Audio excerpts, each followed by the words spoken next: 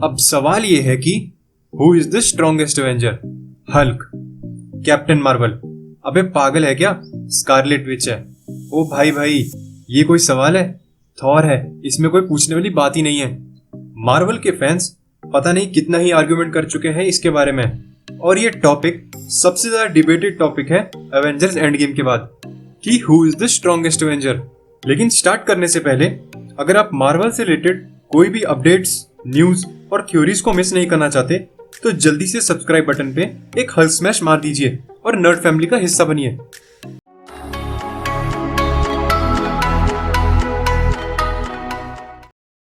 Fans कभी भी अपने फेवरेट सुपर हीरोज के बारे में बात करने से पीछे नहीं हटते और कभी कभी ये बातें हीटेड आर्गुमेंट्स बन जाती हैं। अब जब एमसीयू में 20 से ज्यादा मूवीज निकल चुकी हैं तो ये डिसाइड करना काफी मुश्किल है कि who is the strongest Avenger. The incredible Hulk and the mighty Thor Avengers के फाउंडिंग मेंबर में से एक है और सबसे पहले दिमाग में नाम इन्हीं दोनों का आता है। लेकिन 2012 की मूवी द एवेंजर्स के बाद हमने स्कारलेट विच और कैप्टन मार्वल को भी देख लिया है और ये दोनों भी किसी से कम नहीं है। तो मैंने जितने भी कैरेक्टर्स की बात की ऊपर, इन सबको मौका मिला था थैनोस के खिलाफ 1-on-1 जाने का। जब थॉर को मौका मिला तो उसने थैनोस के सर पे हमला नहीं किया और उसका रिजल्ट क्या हुआ ये तो हम सब जानते ही हैं। जब कैप्टन मार्वल बैटलफील्ड में आई तो उसने थैनोस की शिप को पूरी तरह से तबाह कर दिया और जब स्कारलेट विच ने थैनोस का सामना किया तो उसने थैनोस को मजबूर कर दिया कि वो अपने ही ट्रूप से फायर करे।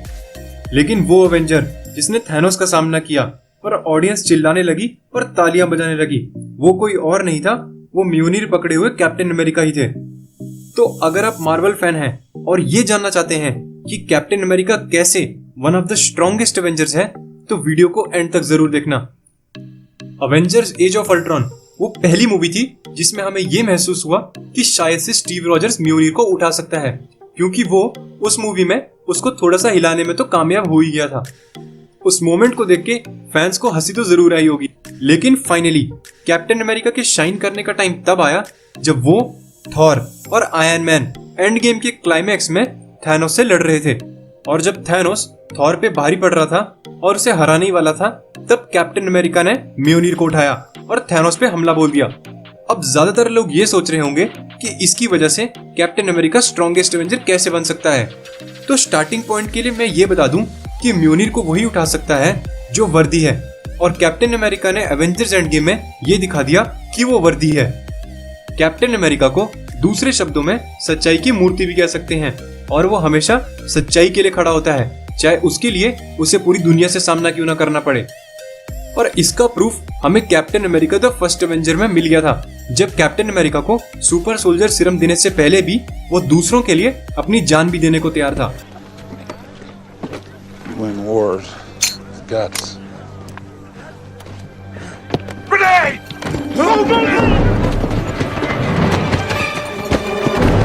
Get away! Get back! और शायद इन्हीं खूबियों की वजह से captain America Avengers end game में म्योनिर को आसानी से उठा पाया था। अब मैं एक चीज बोलने वाला हूँ जिसको सुन के शायद से आपका नजरिया बदल जाए, वो ये है कि super soldier god of thunder. सुन के कैसा लगा? कैप्टन अमेरिका के एक हिस्से को म्योनिर पावर प्रोवाइड कर रहा है और दूसरा हिस्सा सुपर सोल्जर से एनहांस्ड एक ह्यूमन है, और देखा जाए तो ये कॉम्बिनेशन एक काफी इंप्रेसिव कॉम्बिनेशन है। कैप्टन अमेरिका के पास एक बहुत ही स्ट्रेटेजिक दिमाग है और वो किसी भी फाइटर के साथ टो टू टो जा सकता है। और हमें ये नहीं भूलना चाहिए कि कैप्टन अमेरिका म्योनिर के बिना भी थैनोस से लड़ चुका है। लेकिन जब कैप्टन अमेरिका ने म्योनिर को उठाया तो ये सीन मार्वल फैंस के लिए one of the best scene हो गया। कैप्टन अमेरिका ने सिर्फ यही नहीं प्रूव किया कि वो वर्दी है, उसने ये भी प्रूव कर दिया कि वो म्योनिर का मास्टर है, क्योंकि उसने लाइटनिंग से थैनोस पे हमला जो किया था। हमें एवेंजर्स एंड गेम में हल्क वर्सेस थैनोस देखने को तो नहीं मिला, लेकिन उसने एक बहुत अच्छा काम किया और वो ये था कि जो हीरोज मर गए थे उसे स्नैप करके वापस ले आया। वेल, टेक्निकली देखा जाए तो हल्क की डैमेज्ड आर्म के साथ ये एक फेयर फाइट नहीं होती। जो नेक्स्ट कंटेस्टेंट है जो कैप्टन अमेरिका को चैलेंज कर सकता है स्ट्रॉन्गेस्ट एवेंजर के टाइटल के लिए, वो है थॉर। अब हम रियलिटी में देखें तो पूरी मूवी में थॉर, म्योनिर और स्ट्रॉम बेकर के साथ भी थैनोस पे कहीं पे भी भारी नहीं पड़ा था। वेल, इसका रीजन ये दिया जा सकता है कि वो आउट ऑफ शेप था। कैप्टन अमेरिका के बाकी चैलेंजर्स को भी इन्फिनिटी स्टोन से ही पावर मिली थी। स्कारलेट विच को पावर मिली थी माइंड स्टोन से और कैप्टन मार्वल को पावर मिली थी स्पेस स्टोन से। इन दोनों हीरोज ने थैनोस का सामना किया था और स्कारलेट विच के पास एक प्रॉपर रीजन था थैनोस को खत्म करने का। मैं मानता हूँ कि इन्फिनिटी स्टोन्स की पावर के साथ स्कारलेट विच और कैप्टन मार्वल के पास एक एज जरूर है, लेकिन आप मुझे ये बताइए कि जो पावर इनके पास है, क्या इसकी मदद से ये म्योनिर को उठा सकती हैं? नहीं उठा सकती।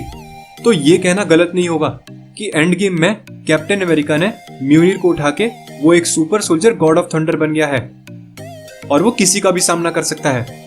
तो आपको क्या लगता है कि स्ट्रॉन्गेस्ट एवेंजर कौन है? ये मुझे कमेंट सेक्शन में कमेंट करके बताइए। और अगर आपने अब तक इस वीडियो को लाइक नहीं किया है तो लाइक कीजिए और नर्ड इंडियन को सब्सक्राइब कीजिए और नर्ड फैमिली का हिस्सा बनिए।